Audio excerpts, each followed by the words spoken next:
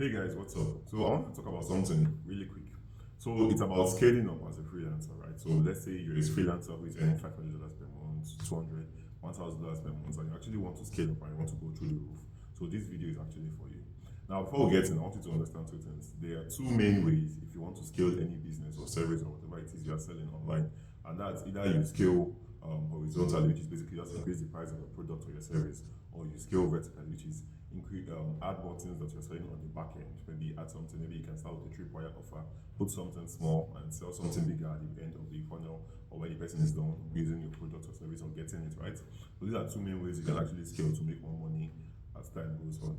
Now, in this one, we're going to be talking about scaling horizontally. And why am I going to talk about scaling horizontally? Because I'm talking to freelancer, and as a freelancer myself, I can tell you that if you want to scale vertically, it makes no sense, right? So let's say you are selling a product of you're selling a service, you're selling writing Facebook ads for $500, right? And then you want to scale vertically, which means you have to add more offers. So you're going to do your funnels and the rest of that, and you add $1,500, and at the end of it, you're making $2,000. So if you want to work with multiple clients, it means you're actually going to have to work more. You actually, because you have to understand that as a freelancer, you are actually selling your time for money, right? So there's a limit to how much you can scale by adding more compared to how much you can scale by increasing your price. So if you're scaling vertically, it means you're actually going to do more work and still earn a little bit of less money compared to if you're scaling horizontally, where all you have to do is just increase your price, do less work, and earn more, right? So when you try to scale vertically, it's just going to, even if you try to come up with even if you try to create an agency and the rest of that, there's still a limit to how much you can scale, how much work you can do, because that's the cap of being a freelancer trying to scale vertically. So there's always going to be a limit to how much you can scale that fast. Now, if you are trying to scale horizontally, which is what I'm going to talk about here, then you want to scale horizontally by increasing your price. Now, how do you increase your price? So I've taught over 1,000 students, close to 2,000, like not 2,000, I've actually done the numbers. But basically, one thing I've always known when I've had conversations with them when it comes to price is that most people don't have the balls, they don't have the guts, or they don't have the courage to actually charge or call the amounts that they want to call, right? Because you are still converting, especially if you're in Nigeria watching this, you're still converting it to Naira. So when you think of $500, you think of how $500 is like 300 and something K now, right?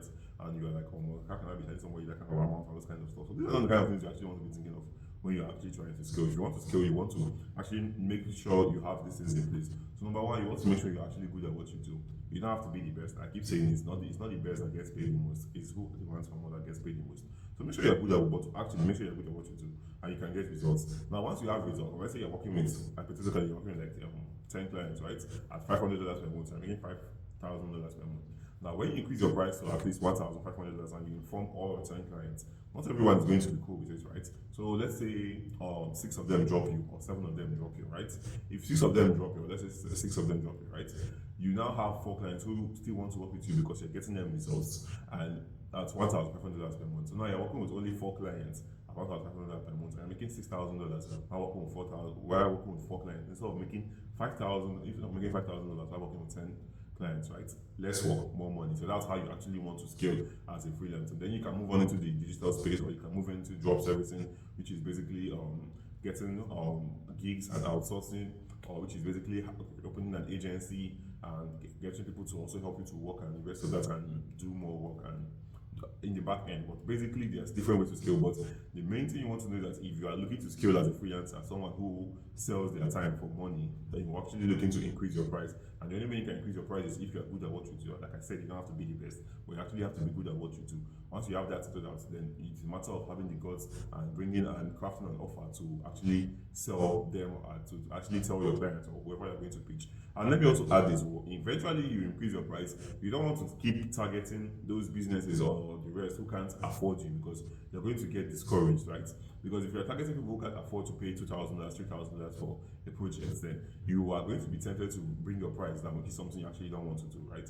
So you want to make sure that you start, if you want to increase your price, you're targeting businesses who actually have the funds to actually pay you for the skill or service that you're actually offering to them.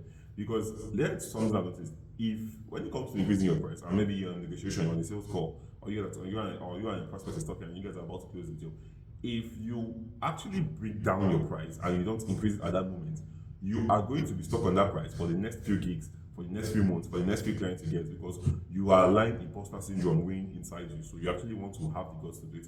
And how can you do that? There's so many ways you can do that. Number one, just take for instance, okay, now I'm in Dubai, right? And from here now where I'm staying at JVC to the Dubai mall, it's about approximately 50, 60 Arab dirhams. Now, if you convert that to Naira, that's close to like 10K, 11K, 9K, it ranges within that range, right? For just a transport, just for me to go there, I'm going to spend money there, and when I come back, I'm still going to spend approximately the same amount. So going and coming is like 20K. So if you're charging this thing, right? If you're charging those low amounts, if you're staying here, how are you actually going to scale up? Like, how are you going to do your life? How are you going to live your life? So sometimes it's requires you to put yourself in uncomfortable situations, put your place in an environment where rich people are, or something like that. So your mind can expand, your mind can open up to the possibilities, and you actually look forward to doing more and better things like that. Okay. So if that sounds like what you want, then make sure you increase your price. And if you want to get the high paid Freelancer Premium program, just click on the link below. It's going to be on the link below this video, and I'll put you into it. Okay. So see you in the next video.